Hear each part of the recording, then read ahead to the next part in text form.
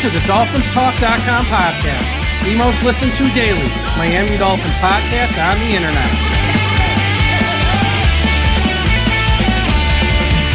Miami's got the Dolphins, the greatest of all. Come on, Dolphins fans. Time to fins up. We're in the air, we're on the ground, we're always in control. And when you say Miami, you're talking Super Bowl. Cause we're the Miami Dolphins, Miami Dolphins, Miami Dolphins number one. Miami Dolphins, Miami Dolphins, Miami Dolphins number one.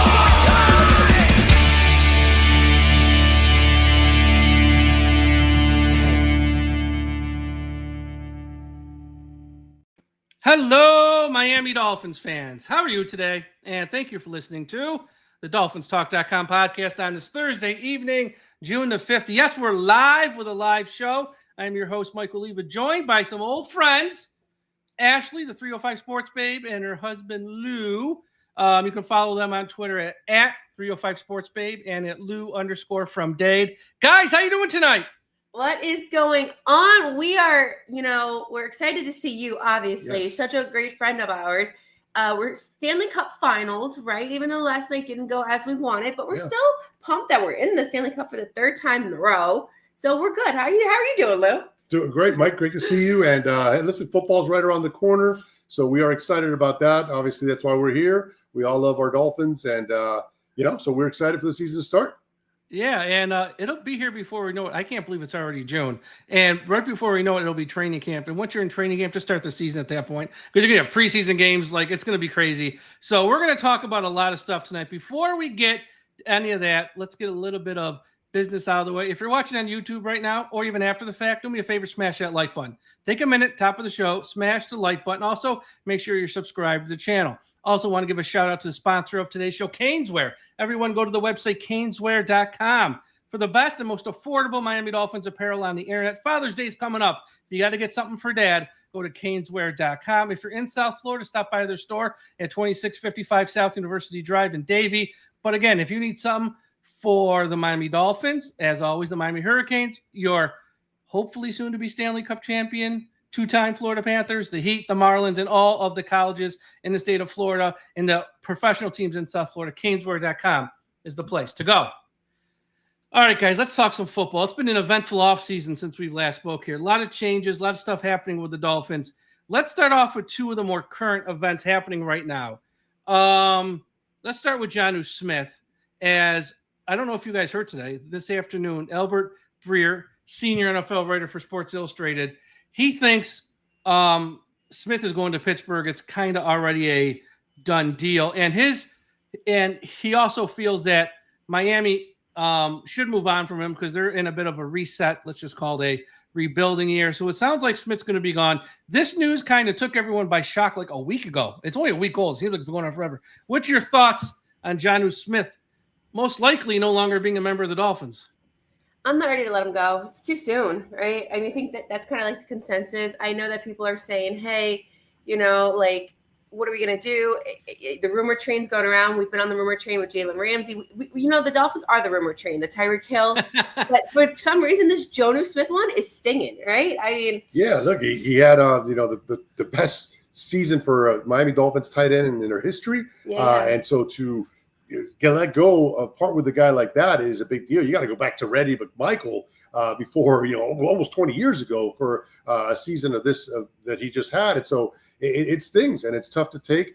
I will say that the Dolphins kind of set this precedent by giving guys money ahead of their time unnecessarily. Mm-hmm. I understand players want to play off their performance and their career years, but more often than not, you sign a contract and you don't live up to the billing or you regress a little bit. And so, this is kind of a sideline to get hit with this news. But one thing with that, Mike McDaniel, he stereotypically doesn't play tight ends as other teams may. So this may be a great opportunity for Jonnu Smith, although, we're looking for what's best for our team. But Mike McDaniel just doesn't play the tight end well. And it's unfortunate. Well, he played them well last year because he did have 88 receptions, 884 yards, and 8 touchdowns. And I think that's sort of what is frustrating for a lot of fans of Dolphins because I remember when he first came here, Mike McDaniel, it was all like, wait to year 3. That's when the tight end really gets involved in the offense. And it happened. Year 3, Jonnu Smith explodes. Now it's like, we're going to trade him away, which I think does lead to the larger part. Chris Greer and stuff, they can say, not a rebuilding year. Just look what the team is doing with its size. It's clearly a rebuilding year. Otherwise, you're not trading away a Jonnu Smith right now because there's nobody else on this roster, no offense to Julian Hill and some others, who can replace him, and there's nobody out there to be signed who is still available to replace him. So I think that's the frustrating part, that this news is less, yes, it's about him not being on the team, but it's more about, okay, you kind of lied to us. It is a rebuilding year, and this is like a clear example why. No doubt. And listen, it would have been nice to hear this news before the draft, right? Because not to Tyler Warren in round 1.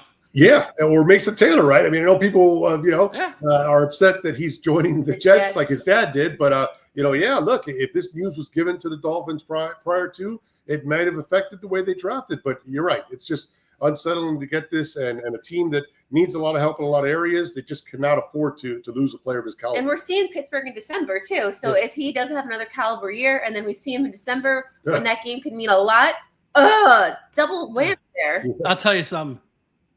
Fans of the Dolphins, worst case scenario, Skylar Thompson in Pittsburgh throwing touchdown passes to Jonnu Smith against the Dolphins. That's so Grinch-like. The week before Christmas too, Mike? Oh, man. I don't think Skylar's going to be playing, so I'm not worried about it. Okay, seriously. Let's go on to Ramsey. Albert Breer today, he had this, which I think, look, you got to make the best of a bad situation. This would be it. He believes, Albert Breer, and again, he's tied in. If the Dolphins are willing to eat $10 million of his salary this year, they might be able to get a 3rd-round pick in return. Now, if Ramsey's going to be gone anyways, and if it's going to be a rebuilding year, even if they won't admit it, you might as well get a 3rd-round pick. So eat the stinking $10 million at this point, and that would give them 3 3rd-round picks next year. The one that they would have their own, the one they acquired when they traded a 4th-round pick in this draft to Houston to get their 3rd. And if they were to do that and get a 3rd here, again, it stinks because our secondary ain't got much talent, but best of a bad situation, I guess. Yeah, I think Ramsey's 1.5, almost 2 feet out the door. I'm so tired. He's 2 feet out the door. Yeah. 2 feet and maybe some fingers too, because I'm just so tired of reading these cues on social media from these players, right? Whether it's the peace signs or them at LA Fitness on the West Coast. It's like, is it going to happen or is it going to happen? It's going to happen, and just pull the bandage off at this point, right? But how much damage is going to hurt us? 3rd-round picks. I mean, we got to start capitalizing on our picks, right? We see the kind of the progression of the draft picks. We haven't had the best draft picks years after year. So if we can really start progressing on some 3rd-round draft picks, I'm okay with it. But nothing's guaranteed to draft picks. Yeah, I mean, at this point, as you mentioned, the draft that we made, the trade that we made to acquire a 3rd-rounder in next year's draft, this would give us more capital, obviously, going forward with that. But there's no turning back. He's already said his piece. As you mentioned, he's out the door, and they got to recoup what they can. I mean, if they want to hold other teams that maybe sustain an injury during training camp, I just don't think. I think the window will close on what you can get for him. The hottest demand is right now, and if I'm the Dolphins, I would happily take that 3rd-round pick at this point. Yeah, I mean, eat the money at this point. It's like, we see what this team is, and I hate to be that guy to be like, season's over before it starts. It's only June, but the secondary has a lot of holes. The offensive line, it might be a little better, but there's nobody behind the guys who start. There's a lot of question marks in a lot of areas. If you trade Smith, if you trade Ramsey, it's just more holes you won't be able to fill. So yeah, you have to keep one eye on the future, and you might as well just take the 3rd. If that means you got to eat $10 million more, like he's saying, Albert Breer, at that point, as long as Mr. Ross is okay with it, bite your tongue and do it, man. I guess it's the best way. Let's talk about the draft.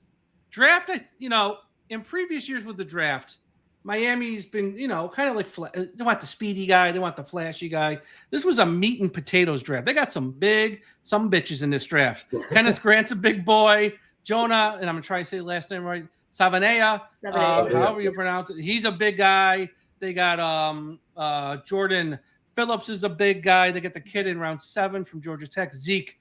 He's a big guy. Like, what were your thoughts on the draft picks and this? I don't want to say a transition to getting more size instead of having speed, but I think it's long overdue, though. Yeah. So let me bring you to where we are at the draft. So every year, Lou and I tend to like to go to the Dolphins draft party. They had Yes. a nice draft party the year before last year. They had it at Bayside, which is right in our backyard. Last year or this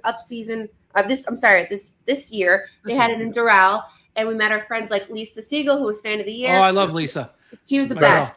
So so we joined her, and we're talking before the draft. Who do you think? This, that, right? And I'm like, Lisa, it has to be an offensive lineman. Like, we have to protect Tua at all costs. He cannot get hurt this year. This has to be a healthy Tua year for us to have the best shot of, at the playoffs. So fast forward, 13th pick, first round, go ahead. We get Kenneth Grant, so not an offensive lineman, but as you mentioned, a big son of a bitch. Big son of a bitch. You got these and guys. Then pause. Lisa, being happy-go-lucky, she was like, oh, this is wonderful. This is perfect. I'm like, Lisa, yes, because, she loves everybody. And I'm like, no, it's not an offensive lineman. Okay, continue. Yeah, I mean, you wanted an offensive lineman. Yes, Look, we ended up okay. moving up, or moving back, I should say. But we got the guy we got in Sipanaya. So, we ended up addressing that with our second pick, even though we hadn't made a trade to get him. Mm-hmm. But first pick in the number 13, Kenneth Grant is a monster, and some would say that, look, we just basically replaced Christian Wilkins, which we let go the year previous. But and Hunt with the next pick too, which is fine because right. they needed to be replaced. For some people, it's 1 year too late, but okay, they replaced it eventually. Yeah, no doubt. And to me, I love the first pick just because you get, a guy that's similar to Wilkins, a guy from Michigan with a national championship pedigree under his belt, played for a tremendous coach. So, he's a respectable guy coming in here, responsible, has a proven track record of winning.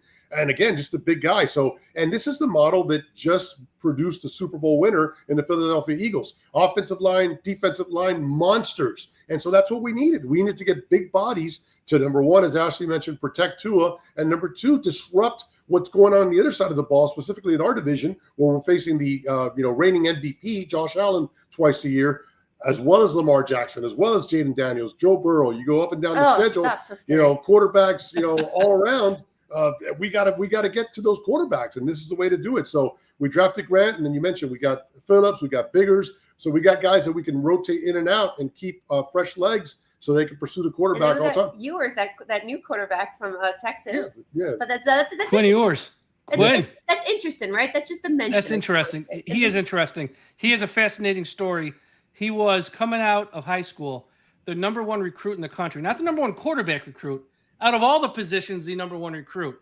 He didn't play his final year of high school ball because Ohio State paid him so much money. It was like, you're going to come here. Don't play your senior year. He goes there for a year, miserable. Then he goes to Texas. In the past 3 seasons, no quarterbacks won more games in college football than Quinn Ewers. And this is the first time in his entire life, high school, Ohio State, and when he moved to Texas, he has no pressure on him. He's a 7th-round pick. If he stinks, I'm a 7th-round pick. I stink. So it's the first time this kid, with all the talent in the world, can just focus on football and not have any pressure on him. Is he going to replace our? No one's saying that. Could he be a long-term number 2 quarterback for the next 3 to 4 years? Where, every year we got to sign someone, pay him $5-6 million to be the number 2 quarterback. It'd be nice not to have to do that if Quinn Ewers can just be a solid backup. The potential's there. Let's see if he can meet it. I think he can. We'll see, though. I don't know. Yeah, no doubt. And, it's a no risk situation here. He's a late round pick, a proven winner as well. Been playing in big games in Texas in the college football playoffs. As you mentioned, nobody's won more than he has. So I found it very interesting that he actually made more money in NIL last year than he's going to make in his 3 years as a Miami Dolphin. So that's incredible. But look, the guy's a proven winner, and it was worth a shot. Yeah, and plus they ran this offense too at Texas. Not exactly, but very close to it. So he kind of knows the offense. So, yeah, he's going to be an interesting one to watch. Again, he's not going to replace Tua. Nope. All the Tua fans can calm down. Nobody's saying that. I'm just saying, as a backup, if he can eventually in a year from now be a long-term number 2, that makes that pick a home run. Speaking of home run, also, Mike, the running back out of Oklahoma State. I'm a big Ollie Gordon fan. I love him. I mean, there's nothing but upside there. I mean, here's a guy that, was the top running back 2 years ago, had a bad year last year, but you get a guy that's proven that he can do it. That was also a nice hidden gem that hopefully, he's able to make a big impact here. Let me tell you something about me. I like to gamble. And on Saturdays, college football is the most fun to gamble. It's not even the NFL. And in 2023, Ollie Gordon won me a lot of money because I bet Oklahoma State a lot because they were really, really good. Last year, Oklahoma State, they didn't just stink. They stunk on toast. They were terrible. So it wasn't just Ollie Gordon. The whole team stunk, and that's why his numbers declined. But in 2023, that dude was a beast to bring down. He was paying those bills that year. That's right, paying for those trips to South Florida. Mike McDaniel, he's an interesting fella. Great personality. But some of the stuff he does on game day, man, it is frustrating to watch. Where are you guys on Mike McDaniel? Has the honeymoon, is it over, or are you guys still all in on Coach? Okay, so let me start with that too. Go ahead. When he first came to Miami, he had my heart when he brought everybody like cookies and cream ice cream. That's like my favorite ice cream. I'm like, this guy's cool. His wife's beautiful. He came like, he's just like a normal guy, right? I'm like, all right, we can do this, right? And then game days, he's wearing sweats. And I don't know about you, Mike, but game days, I'm sweating my tail off. And I'm like, how is this man like joyfully wearing sweats on the sideline? So I'm thinking, all right, maybe he's a little kooky, but who am I to judge anybody when I'm in sports bras and everything there? Right? But so back to business though. His play calling and his time management, I think I yelled more flagrant bad words to him on the sidelines than I've ever said to my husband respectfully. I'm like, what are you doing? What are you doing? Right? Like Luke can miss the right turn and I could just be like, babe, you just missed the right turn and he could circle around. But when you're like blowing play clocks and like, you know, not playing football 101 and just blowing games for us based on stupidity, I can't stand that. So my honeymoon with my husband's still good, but with my coach, that's good for Lou. It's good for Lou, right? I still like you, but with Coach McDaniel, man, I'm just, and I have so much patience, and I really try to give everybody the benefit of the doubt. And I know Rome wasn't built in a day, but you're not a high school coach, you're not a JUCO coach, right? You are a coach of 32, one out of 32 teams, and you're making some silly mistakes. And I know no one's perfect, but it's happening too much. And you're starting to hear some things behind the locker room. And it's he said, and you don't really know what to believe. But if you keep hearing more and more and more, it's becoming distracting. And one thing about South Florida fans, we know distracting, AKA like Jimmy Butler. And we don't need that more with the Dolphins. And if it's stemming from the coach, if it was stemming from like an Eric Spoelstra, that's a problem. So if this is stemming potentially from Mike McDaniel, that's an issue. Okay, go ahead. Sorry. Yeah, no, piggybacking. That's a hot take from Ashley. I love it. her. No, you triggered me a little bit there. Yeah, starting off where she left off, you start to wonder if it is Mike McDaniel or if it's the players. And, in this case, you got to point at the fingers at McDaniel because you look at what happened with Vic Fangio, right, where the players said he was terrible, this and the other. He leaves them, the players, take a step I don't think back. Vic was the problem. Yeah, and then Fangio has a lap by winning a Super Bowl the next year. So, you see things like that. Going back to what Ash mentioned as well with the clock management, I take it back to Buffalo where, to his credit, Skylar Thompson started that game, the third stringer, whatnot, and they were in that game. They should have won that game. But he lost in the game. He lost in the game, McDaniel. Yeah, he lost in the game. That's where I'm going with it. Skylar Thompson has got a third and long out of his own end zone. He's throwing that ball that resulted in an interception. That should have been a run the ball and punt it and live to fight another day. That wasn't done. And then even with that, they still had a chance at the end, and they can't get a play clock. And 4th and 1 becomes 4th and 5 because you can't get a playoff before the clock expires. So, these are things that you cannot have happen, much less in playoff games. I'd also, say that the game against Kansas City, while that game was not as close, there was no sense of urgency in that game. We were down. We couldn't move the ball, and yet we're taking the play clock down to 5, 4, 3 seconds. You need to go. You're facing Mahomes. You need to know who you're playing against. You need to know who's on the other side of the football, and you can't play down to the opponent. You got to play up to it, and so he has not proven to do that. And then you couple that, the final point that I'll make here with, players coming in late or players have a different set of rules. I get that if those players are, doing the thing on their field and being good in the community and the locker room, so a guy like, Teron Armstead, who never really practiced, but was obviously, clean all the way through, a guy like that could get away with it. But other guys who are not doing that and still taking advantage and walking over the leadership, that sets a bad precedent. So, this is, in my opinion, the final straw here. He's got to. I don't think it's just one playoff game, Mike. I think he's got to win 2 playoff games to save his job. I'm going to stick by it. Yep. I think the only way he comes back next year, for me at least, he's got to win 2 playoff games. It's been too long. There's talent there, and that's what he's going to have to do, in my opinion, to salvage his job.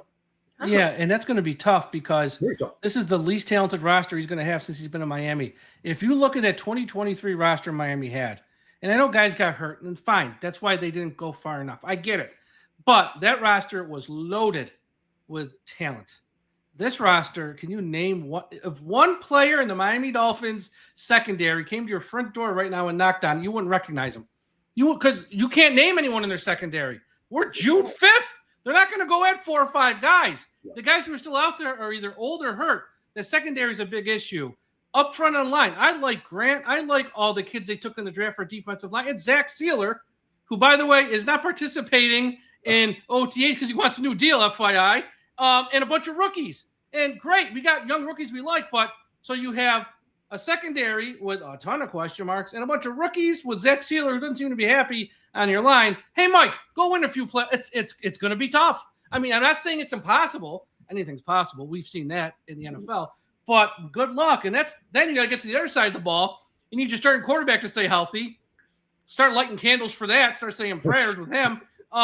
He has to run the ball with consistency, which our head coach who calls the plays doesn't. He loves to get away from the run.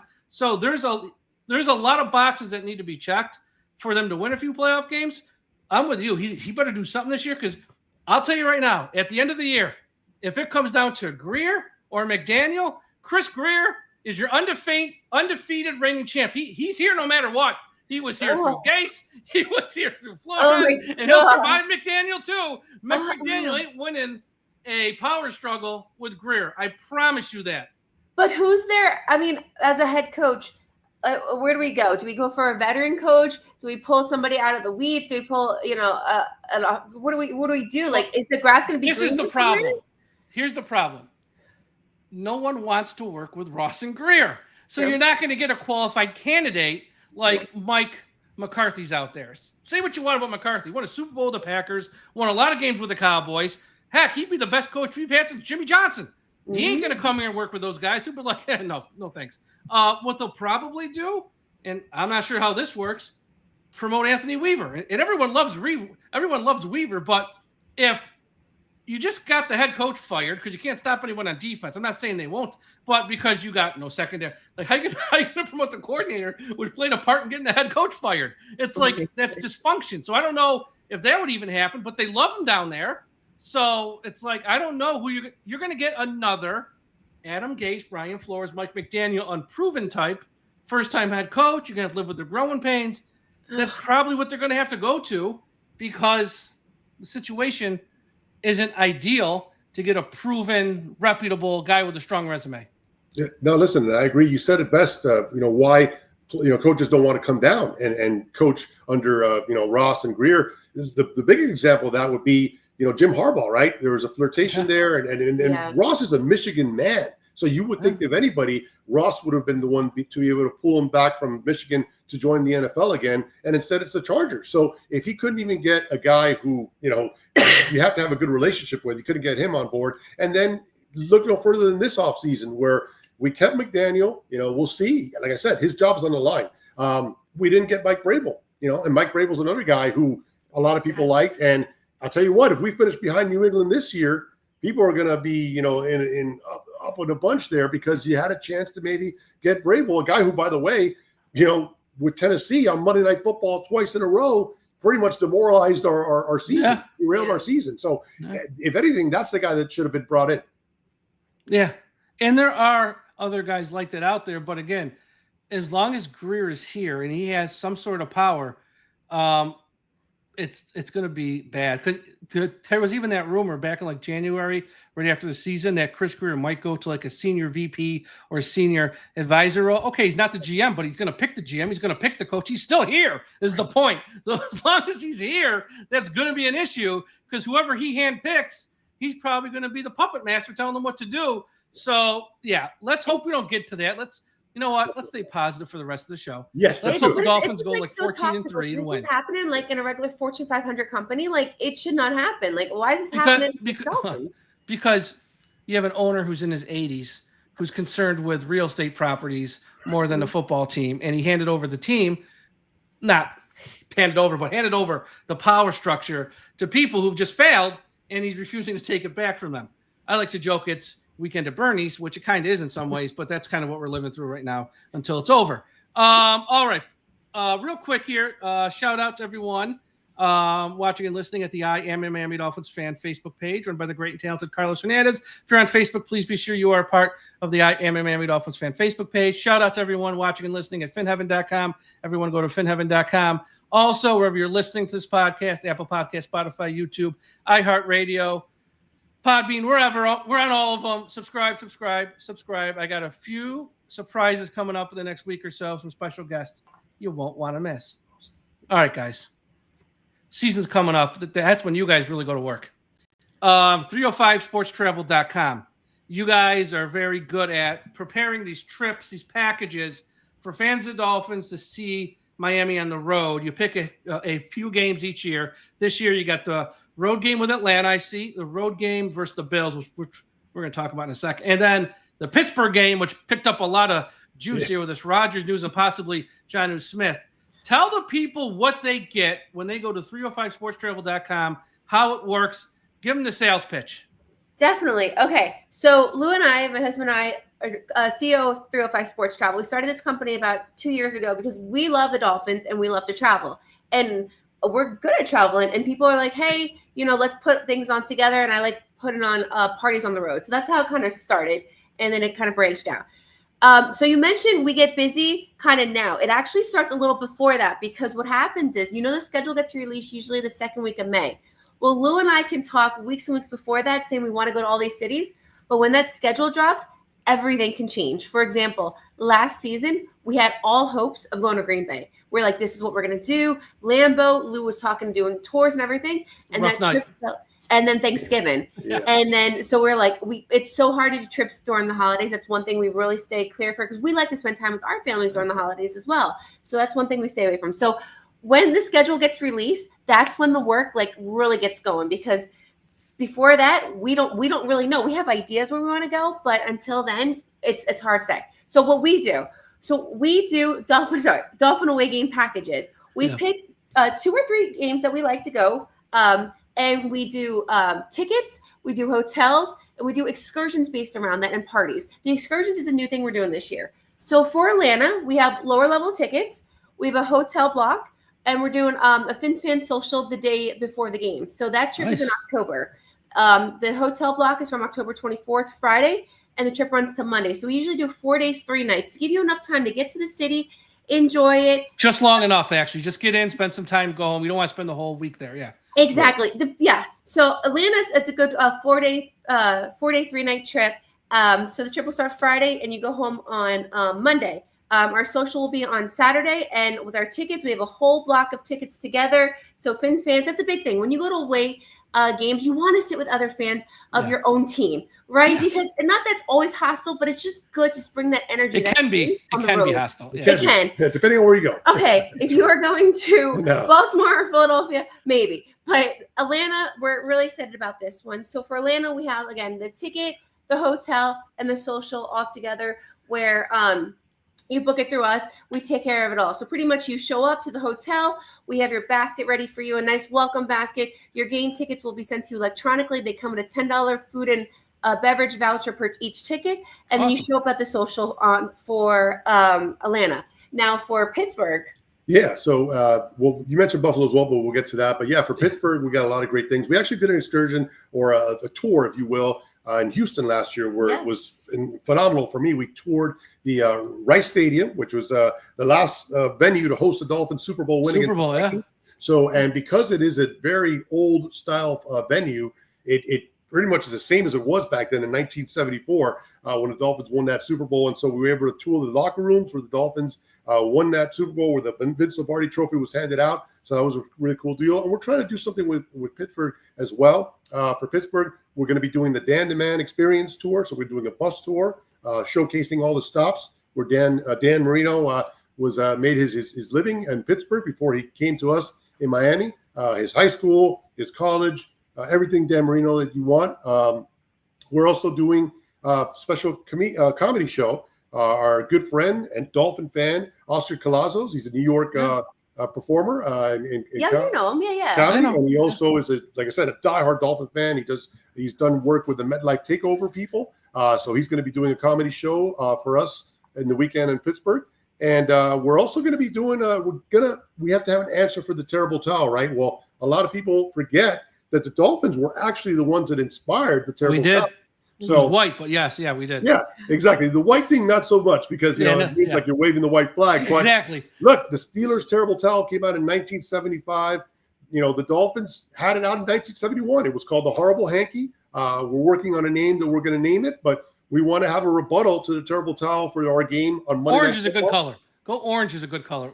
That's it's definitely won't be white, and so we'll talk off the air for some extra ideas there. But we want to have a rebuttal to that terrible towel and take over the fact that the Dolphins were the inventors of that rally towel, that concept. So we want to do that, and we expect a lot of great things. We have the tickets. We also have a ticket block in Pittsburgh, and we have a hotel as well. So Pittsburgh has more experiences built into it, as opposed to Atlanta's pretty much kind of what we built our other trips based on the hotel, the social, and the game ticket. And then Buffalo. So with Buffalo is very interesting. Lou and I have never been to Buffalo. You ain't missing much, I'll tell you that.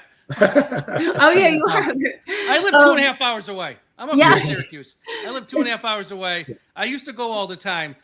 Let me warn you. Look, we never beat the Bills, so this probably won't be an issue. We never beat the Bills. If by some off chance we win that game, that's a game where you're going to want strength in numbers. Don't rub it in their faces. Otherwise, you ain't getting out of there alive. Just take the win, celebrate back at the hotel. When you're in this stadium, if we happen to win, walk quietly back to your car, bus, whatever you're doing, because those people, they're up there with Eagles fans and Ravens fans. Let me just say that. So, Mike, if somebody wants to put me on a table and says, hey, lay down on this table for a second, I should not do it, is what you're telling me? I would not do the table. I don't get the table thing. I think the table thing's stupid. I don't know how you show you're a fan of a team by jumping through a table. And some of these people do it head first, or they light the table on fire. They're idiots. No. They're idiots. Ridiculous. And wait till you see that stadium. Let me tell you this. It ain't Atlanta Stadium. It ain't Hard Rock Stadium. It ain't no stadium that you've been to in previous years. This stadium was built in the 60s, and it looks every bit of it. That's all I'm going to say. It's concrete and paint. Okay, so that's why they're building a new one. Yeah. And then first of all, to find a hotel, there's no hotels near, so we're staying like in downtown Buffalo. That was another challenge. And we, they don't have group tickets, so that's one thing. We're not having like a big package there, but we're gonna have a Fins fan social the night before, so it's a Thursday night game. That's good. And I reached out to a few bars in Buffalo, just saying like, "Hey, I'm a Dolphins fan. I want to have a social," and thinking like they were gonna say absolutely no. I've had the most wonderful responses from amazing breweries in downtown Buffalo. In fact, I had to make a very hard decision between like 3 to actually pick one to host us. Yeah, they were very welcoming. Very, very welcoming. Good. And listen, they take over our town, right? So it's only right to pay the flavor. Yeah, the elbow room down here in Fort Lauderdale is all about, they buy it out, Everyone wants money, so they're going to be happy to take your money and take the business of fans of Dolphins. What I will warn you, and that game is on a Thursday, which I forgot. Yeah. You're going to have to leave super early, only because when there was no new stadium being built, there's like literally one street that leads to the stadium. It is in the middle of a neighborhood. You guys don't understand. Yes. It's in just imagine a suburban neighborhood, and you look to the right, house. Oh, look, there's the football stadium. Like there's one street in. You park on people's front yards and you pay them $10-$20. So manage your time wisely with that one, because getting in and out is not going to be quick by any means necessary. And it might take a bit, especially on a Thursday night with all the work they're probably putting in on the new stadium. That's going to tie up some routes and stuff. Just manage time is my only advice, because that stadium, it's not the nicest in the world, and it's just it's literally in a neighborhood. No doubt. Look, the Patriots is like that as well. It's way far out away from Boston, and that commute getting back is so. Some stadiums are like that. The reason we want to go to Buffalo is because, first of all, primetime game. That's Thursday great. Night game. Yeah, Thursday night football. It's awesome. And then it is the last game that the Dolphins hopefully have to play there Don't want to be back for a playoff game if it comes to that. So this will likely be it for the Dolphins, going out in that stadium. And look, we opened up that stadium and dominated the 70s. So not lately, but early on, and for the most part, leading up to the Jim Kelly, Thurman Thomas, Bruce Smith era, a lot of winning against the Bills in that stadium. So we want to go out with a win. You're missing one thing too. It's not Buffalo in December. This is Buffalo in like second week of September. We're going to Niagara Falls. We're going to Toronto. Yeah. This is going to be a nice vacation. We are not going to Niagara get Falls is really nice. You'll love Niagara Falls. We will not get snowballs thrown at us, so that's good. That's true too.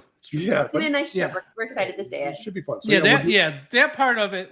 If you go over and cross the border and stuff, that part of it's very, very nice. City of Buffalo, like you said, with the hotels and stuff.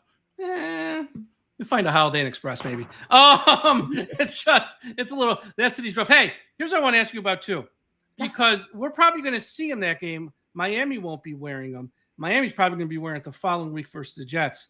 What do you think about these new alternative uniforms that are going to be a reflection of the city? Each team's going to wear one. So week 3 or week whatever we play the Bills, they're probably going to be wearing it because they're the home team. When we're home against the Jets on Monday night, there's a lot of rumors. Is it going to be like Miami Vice style? Is it going to be just black? What are your thoughts on what the possible alternate uniform might be? Have you put any thought into this? No, I don't honestly. And the Marlins with the whole City Connect jersey. I'm tired of these jerseys. Me too. If it's not broken, don't fix it. If anything, go back to the throwbacks. The black jerseys, I don't like it. Give me throwbacks 3 times a year and get rid of the black jerseys. I don't like it. I don't like it. We don't win in anything. I mean, I know. No, it's league mandated though. They have to do it. So.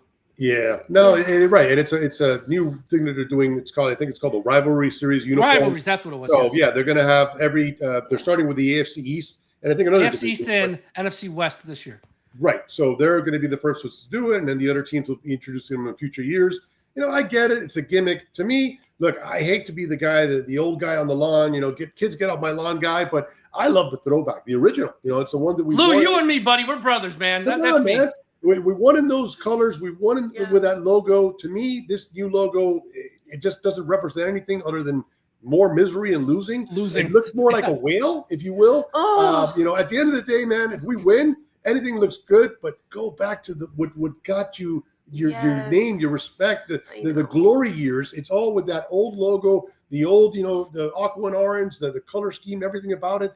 Go back to that. And thankfully, the NFL has also allowed teams to wear it now 4 times a year instead of 2 times. So at least we'll get to see those an extra 2 times a year. But, man, go back to the throwback. Make it all about that. They're special and they're beautiful.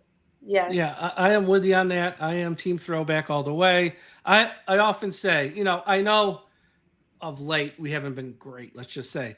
But we were an iconic franchise once. And you don't see the Cowboys. You don't see Pittsburgh. You don't see San Francisco. You don't see Penn State. You don't see Notre Dame. You don't see Alabama. You don't see the Yankees change their uniform, change their logos. The Dolphins should have never done it. Right. And they have a chance to make it right, but they don't because obviously for money and stuff. But all I'll say is since they have to do this once with this rivalries jersey, my whole thing is this. I don't care what they do. It's one game. They have to, whatever. I don't want to see pink on the uniform. I just don't. I'm sorry. Look, nothing against the color pink. I probably got a pink shirt in the other room. It's fine. On a football field. And I know in October when the guys wear like the gloves and stuff. It's different. That's your choice. Personal choice. I don't want to see a pink Miami Dolphins logo on a helmet and say it's the Vice look for the Dolphins. I just think that look. I don't think it's a good look for us. That's all I'm going to say. I'm with you. No, it's so many fans aren't agreeing with us with the old school, and not that we are the bosses, but it's like, I should be. You should. I would have had us one playoff win. I'll tell you that. I'm genius, but I'm smarter than them. I'll tell you that right now, and I'll take that to my grave. The past 25 years, I would have got us at least one playoff win with a couple simple decisions that they see. And I've often said this too about the jerseys. If you're not going to win on the field, which I know they have some control. They can't control outcomes of games. If you want to give your fan base just something, the vast majority of the fan base wants the old logo. yes. Just send them a message of goodwill. Say, you know what? We're sorry that we're not winning playoff games and that we're kind of fumbling on the field. We know you want this. We hear you.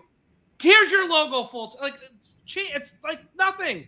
They don't even do that. Yeah. That's the frustrating part. I was gonna say, I think the Dolphins fans, we have 3 wishes. We want Richmond Webb in the Hall of Fame. Oh, I know. We want a playoff win, and we want the old school jerseys. I think that's pretty much. I would say multiple playoff wins. I don't just want one. That Let's would be start like a with token. one. Let's just start with one. No, I just don't want. Okay. Let's start with baby steps. Jamie only gave you 3 wishes here, All Lou. right, all right. I'll take Okay, and Richmond's number 1. Right. Okay, A playoff wishes 2, and 3 is the old school. Right? Right. Are we in Richmond. I had him on. I don't know how many months ago, the best? and I told him flat out. And I go, I know you won't say it because you're a nice guy. Yeah. I said, but the moment they put in Tony Baselli, and I put the stats right up on the screen, you should be in automatically because you played twice as many games. You only missed like 1 start ever, I think. And your accomplishments are equal or higher than his. And I go, nothing against Tony. Put him in. Great. Put him in. I don't care. But if they're going to put him in, they got to put you in. And, he was very nice about it. Then they had on Zach Thomas last month. Zach, because it's not Richmond, he was more like, dude, this guy's got to get in. I go, Zach, you're telling me? Like, we talked about it too for like 10 minutes. I'm like, Zach, you got more power than me. He goes, I know, boy. I go, come on, we got to make this happen. And then Zach probably starts crying and all that. So, Mike, 2 things on that. So, number 1, speaking of Zach Thomas, we were in Canton along with Big E. I know Big E was on that show as well with Zach Thomas. Yeah. And, he was there. And when they do the roundtable with all Hall of Famers, they ask who's the one guy that you would give a pass to. And Zach Thomas, of course, said Richmond Webb. So, from his mouth, hopefully to Pro Football Hall of Fame in Canton, Ohio, he gets in here soon enough in the next several years. He was a semifinalist last year and is beyond deserving. And also to your point about Tony Baselli made his whole candidacy based on his heroic performance in a playoff game against Bruce Smith. Well, Richmond Webb went up against Bruce Smith twice a year for the entirety of his sometimes career. 3 times. Sometimes 3 with a playoff game, no doubt. Yeah. And beyond held his own. Bruce Smith will tell you that he was the hardest person to go up against because he had to do it twice, as you mentioned, sometimes 3 times a year, and he held Dan Marino upright for the entirety of his Hall of Fame career. So he deserves to be in 100%. Yeah. I mean, let's hope. And again, I just want to remind people, you can be active on social media with this. Don't tag the Hall of Fame. The Hall of Fame's a building. It doesn't vote. Tag the voters, and not just Armando. He's already voting for Richmond, okay? Find the other voters Hall of Fame and tag them because they're the ones who are going to get Richmond in. Don't tag the Hall of Fame. The Hall of Fame's a building. The head account is being run by a 19-year-old intern that doesn't know anything. You have to tag the actual voters. It's a simple list. Just head to Google, NFL Pro Football Hall of Fame voters. The list comes up. Search their name, tag them in the tweets because they're going to be the ones that get Richmond in, not the actual building itself, which people like to tag. I like to remind people that because it's true. All right. So we've covered it all tonight. So let's recap here in closing. 305sportstravel.com, trips to Atlanta, Buffalo, and Pittsburgh this upcoming year. One-stop shop. Pretty much they're responsible for the flight. You got everything else covered where set them up with the seats, hotel stuff, and you got everything else covered pretty much, but the flights, they're on their own. So if anyone wants to go to one of those games, contact you guys. 305sportstravel.com is the website, or just reach out to me. I'll put you in touch with them. Make it easy. We like that Rodgers is now with Pittsburgh because now we get to see Miami hit Rodgers again, which is always fun. We like that. Mike McDaniel, honeymoon's over. Ramsey and Smith are probably gone. And who the hell knows what's going to happen this year? I think we've covered it all. Perfect. Yeah, perfect. I would like to add that, listen, I'm not saying it's going to make your fandom go up more, but seeing a win, seeing a game on the road, period, is amazing. And seeing a win is even more amazing. I mean, it's just, to be on the road. My first Dolphin road game was in 2010 at Minnesota at the old Metrodome. That was a matchup between Chad Pennington and Brett Favre. We came out with a win, and I was addicted. I haven't stopped since. I love getting on the road and silencing a building. As much as it's awesome being at the Hard Rock and seeing everybody scream and cheer after a Dolphin win, it's just as exciting for me to seeing an empty building of fans in silence and shock that, the road team has come in and taken their pride and won a game on the road. So we hope you guys go out there and join us. It's a lot of fun, and hopefully Dolphins come out on top on our road journeys this year. We have a lot of fun. Yeah. Yes, road games are fun because, again, too, you're also in a town or a city. you probably never have seen before and that you might never see again. So you get to experience the culture of the city, and Atlanta is obviously a great place. Even the Bills, I joke, there's probably a few nice restaurants and bars. Wing places, there's a lot of wing places to try. So yes, there's a lot of fun things there to do. And yes, you're close to the falls. You're close to crossing the border, which I don't know about these days. That's probably a little wild. Everything going on in the world. And then Pittsburgh is also a very nuts, but what's the word? Meat and potato type of city. That's like middle America, kind of. It's like down home. That's a fun place. Yeah. So it'll be fun. And it'll be exciting times out there. We're also going to Charlotte. It's on the website there. The Carolina Panthers, week 5, I believe it is. So we'll be there for that as well. We got a lot of good opportunities, and you guys can follow us at 305sportstravel.com and see which one hopefully works best for you. Join us on the road. And what's funny is you guys down there are coming up north for all these games. Me, I'm coming down to you week 6 when we play the Chargers, and I'm going to see you guys down there because up here it's snowing, it's cold, it's rainy all year. Screw that. I'm going on the road. I'm going to Miami where the sun's up. Put on some sunglasses. So you guys. I'm like, we're going here. Get the bundle, the scarves and everything. You know? Exactly. We appreciate leaving Miami when we can because we know it's a big world out there, and we appreciate different cultures and foods. And I went to Toronto, the National Hockey Hall of Fame. So we definitely Toronto's great. I've been to Toronto. That's a lot of fun.